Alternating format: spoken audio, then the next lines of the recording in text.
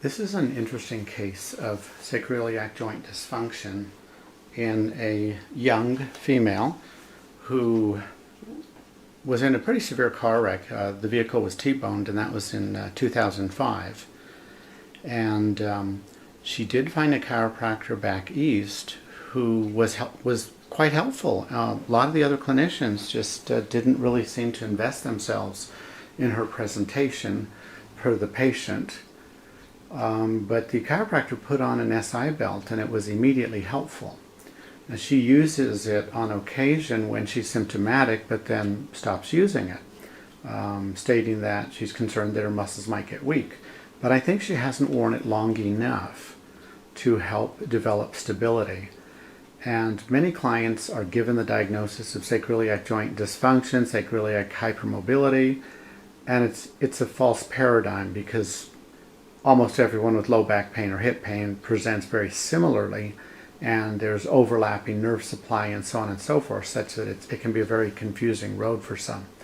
But this is an example that I believe truly is that of dysfunction in her right sacroiliac joint, and I'm going to try and demonstrate that. I'm going to impart force here, and I'm not going to take the time. I can stand on the bathroom scale and tell you how consistent it is side to side. I've been doing this forever, and I'm not going to do that right now. So in a rotational manner, I can move through the left ilium, and there's a stop point, okay? If I impart approximately 15 pounds of force and stay there a little while, the motion is taken up to where it would take more force, actually about double, meaning another 15 pounds of force, in order to create movement. Okay, so I'm going to do that right now, and you can see that it not only moves a little bit further, but there is a distinct stop, but it bounces back. Okay, it's very different behavior on this side. So I push until the slack is taken up, and I wait a little while just to make sure. And now I'm going to impart a spring test. 1, 2, 3.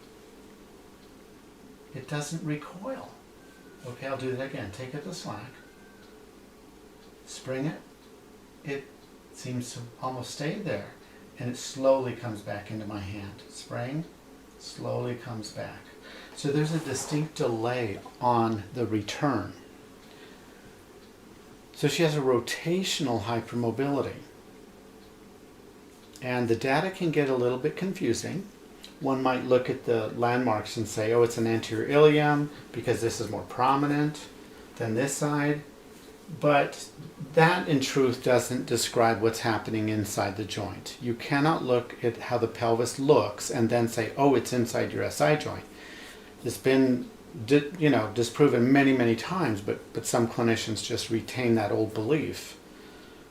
Now, this ASIS is prominent, and she has a pattern that I discovered decades ago, 1985, in fact.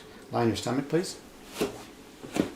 And that pattern is one in which both landmarks, front and back, are prominent. When I palpate PSIS, it's distinctly posterior, and when she's on her back, it's distinctly anterior. I used a table that I could open up. It was an old traction table, and I'd crawl underneath it, and I'd palpate and discern, yes, the right one is forward, and yes, this one is backwards. And there's nothing in the literature to describe that. What I ultimately found out was that these presentations, and this shelf is higher than this shelf, is that with these presentations, they might have rotational mobility, okay? But what they don't have is superior or inferior mobility. So I can't even take up the slack here with a reasonable amount of force. That's more than 30 pounds, and I get so very little movement, okay? Now here's the iliac shelf, so I'm getting on top of it, right in the midpoint, which I call the posterior iliac shelf. I can't even take up the slack. So I interpret this pattern as a type 2 upslip. That's my nomenclature. And it's a unique pattern of upslip in which there really was a high impact force. And perhaps based on the unique configuration of that joint, what happens is when the ilium is pushed up, it rotates about a different axis such that PSIS comes posterior and the ASIS also comes anterior. So the pelvis literally looks wider front to back. So I am naming this a upslip of the ilium, and I'm very reluctant to name that. A lot of people have, increased tone in the quadratus and such, muscle guarding. That does not define my definition of an upslip. A true upslip happens within the joint itself, and it's been quite some time since I've seen somebody with one, but I am calling this a type 2 upslip, and it will be interesting to find out if we bring this down, will we then gain that recoil when we do force transmission springing through the pelvis. And it is irritable. When I do that test to her, I do provoke symptoms, and it's rare for me to do that, and I trust that. So I think that the assessment of a hypermobile right SI is on target, and there are other issues, other sensitivities, not denying the contribution from the lumbar spine, etc. But I'll stop filming now and we'll treat it and see if we make any difference. And magically I stayed under 7 minutes.